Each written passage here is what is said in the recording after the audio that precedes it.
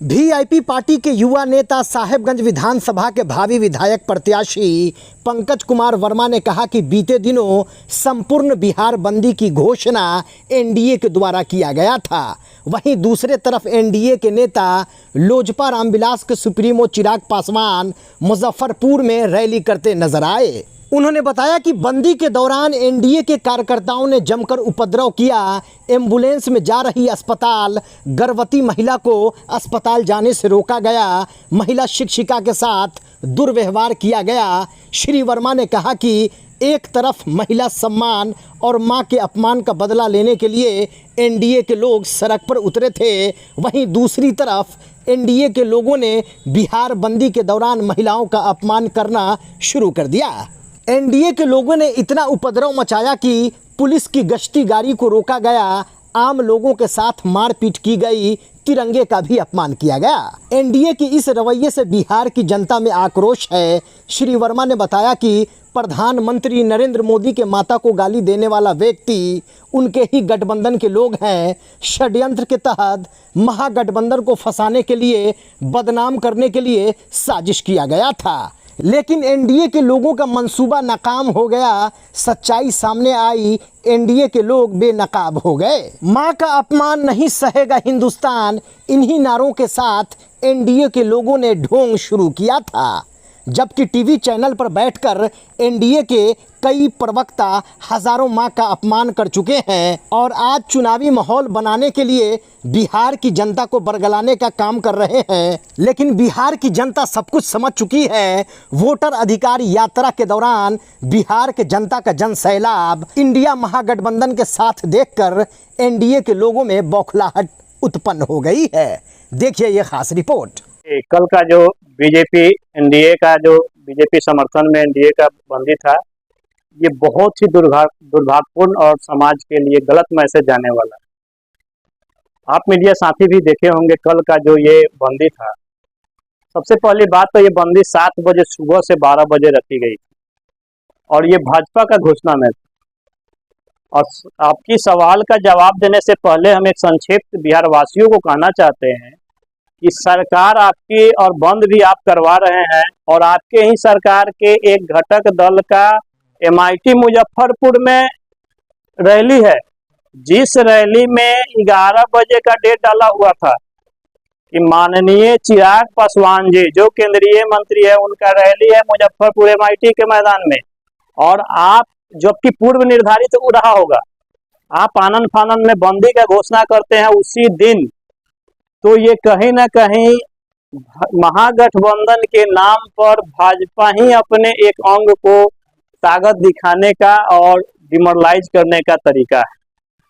अब रही बात कि आपने कहा कि एम्बुलेंस के बारे में, कल आपने देखा होगा कि किस तरह से भाजपा के और भाजपा जदयू अन्य एनडीए के घटक दल के नेताओं ने उत्पात मचाया।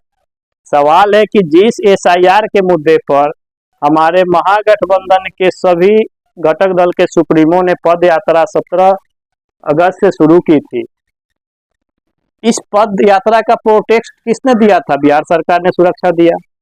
इतना बड़ा यात्रा निकला पूरे बिहार में, सभी सुरक्षा का जिम्मा बिहार सरकार के पास था। किसी भी प्रकार का कोई दिक्कत हुआ नहीं हुआ। अगर हुआ रहता तो मीडिया में ये बातें फैलती।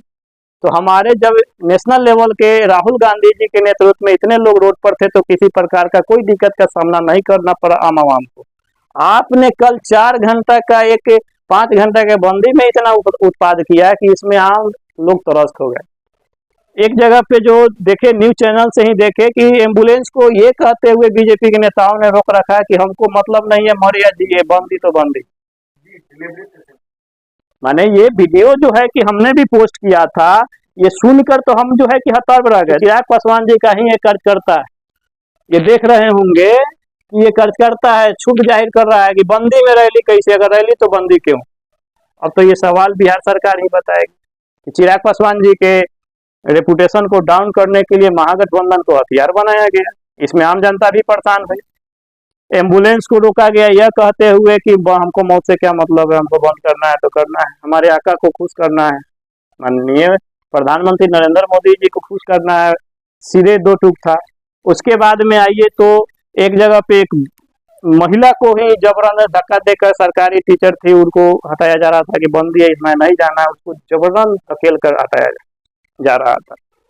कई एक जगह पे जो है कि मारपीट की खबरें आई थी, जबकि बीजेपी के कार्यकर्ता से यानी हम ये हतर्ब है कि जिस एसआईआर के मुद्दे पर जिस मंच से गाली देने की बात आई थी, वहां से उस लड़के को आपने अरेस्ट किया, आपकी सरकार है, आपने अरेस्ट किया, आपके गिरफ्त में है वो, तो फिर इतनी बड़ा ड्रामा क्यों? आप उसको पनिशमेंट दीजिए।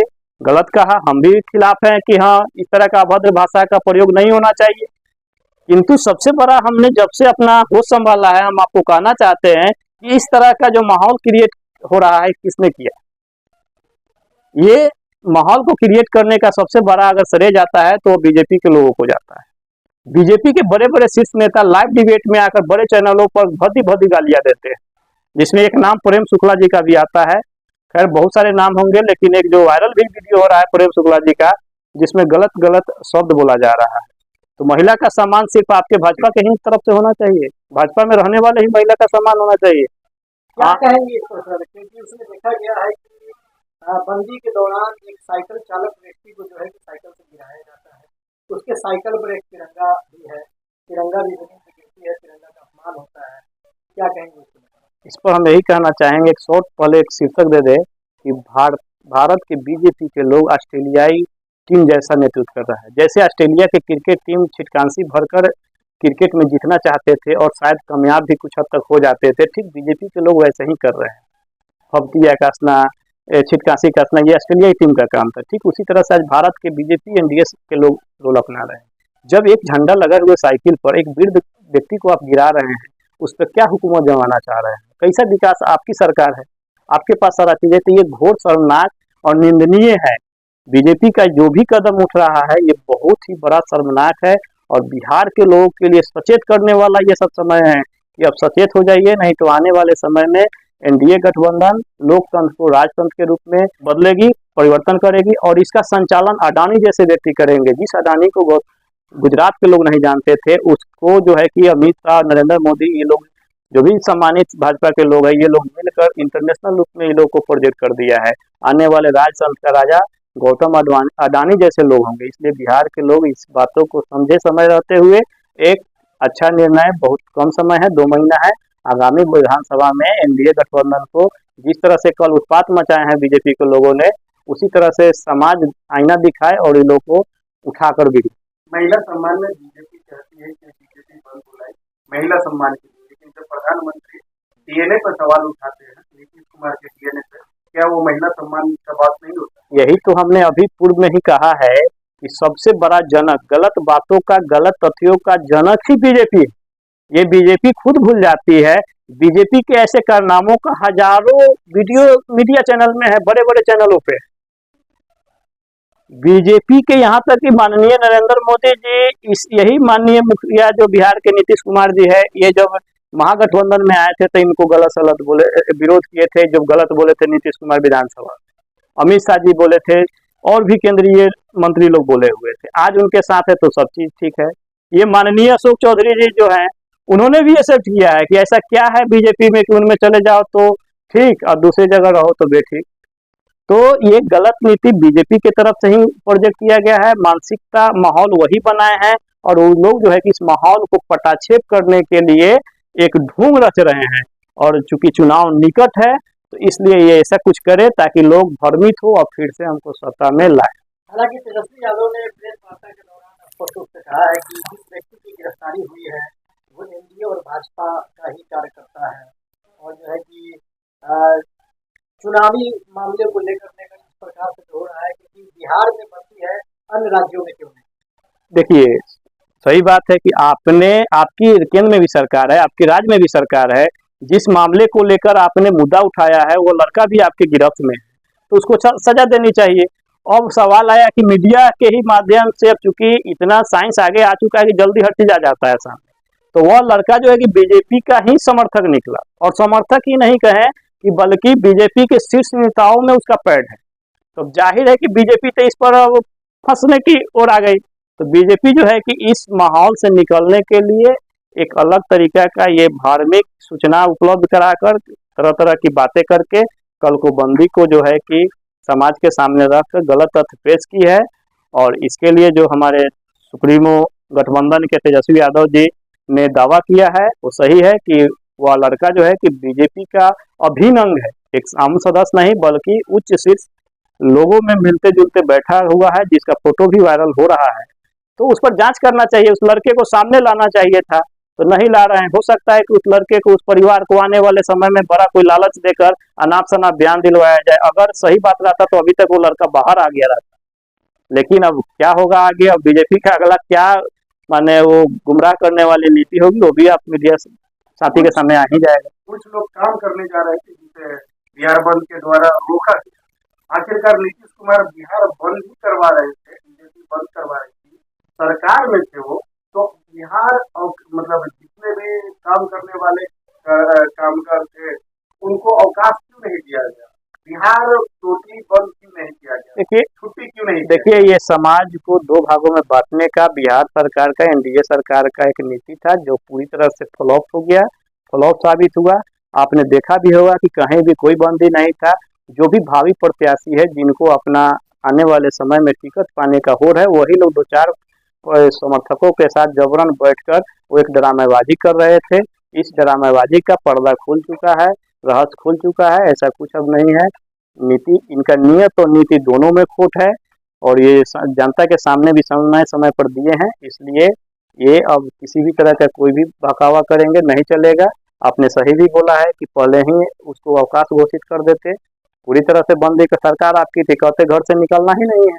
आप बंदी का भी घोषणा किए और लोगों को मारपीट करवाएं, तरह तरह का अव्यवस्था उत्पन्न हुआ जिसमें बहुत सारे रोगियों को परेशानी आई, कहीं पे आपके महिला शिक्षक सरकारी कर्मचारी को दिक्कत आया। तो इस तरह का ये सब जो है कि सरकार की कमियां को उजागर करता है और सरकार भी वेंटिलेटर पर जा चुकी है।